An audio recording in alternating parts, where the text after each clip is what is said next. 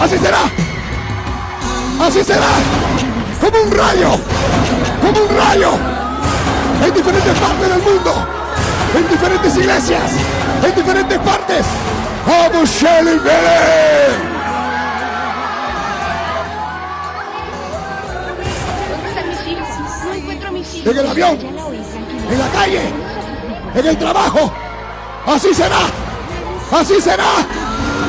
En un abrir y cerrar de ojos. Ante la cara de todos. La iglesia se quedará vacía. Se quedarán los hipócritas. Se quedarán los mentirosos. Se quedarán los chismosos. Se quedarán los falsos. Gritarán, llorarán. ¿Cuántas veces se le habló? ¿Cuántas veces se le predicó? Se le decía, Cristo viene, Cristo viene, Cristo viene. Iban a la iglesia con la Biblia, pero eran mentirosos. Iban a la iglesia, pero eran falsos. No les daba la gana de arrepentirse. ¿Cuántas veces le hablaron? ¿Cuántas veces? Y ahora gritan, ahora lloran. Dice, el pastor estaba predicando. ¿Qué pasó? Desapareció el pastor. Desaparecieron los hermanos. ¿Dónde está? Oye, tantas veces se habló que Cristo venía. Decían que venía. Y ahora ya vino, se ha cumplido. Y aunque corran, aunque lloren, se tirarán al altar. Dirán, Señor, ¿por qué? ¿Por qué me he quedado? ¿Por qué?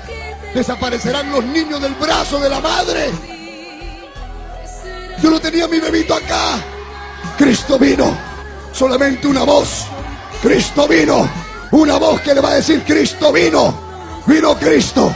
¿Cuántas veces te hablaron? ¿De cuántas maneras te hablaron? Ahora van a decir, pero no puede ser, sucedió. El pastor estaba predicando, el pastor estaba hablando, estaba en el culto, no puede ser.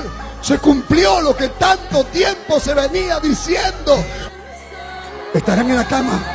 Una pareja de esposos, desaparecerá la esposa. Vendrán lágrimas y llanto. Pero se le avisó, se le dijo por borracho, por adúltero, te vas a quedar. En el avión desaparecen los pilotos.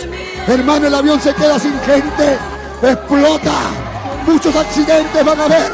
El día del rapto de la iglesia. En el mundo entero.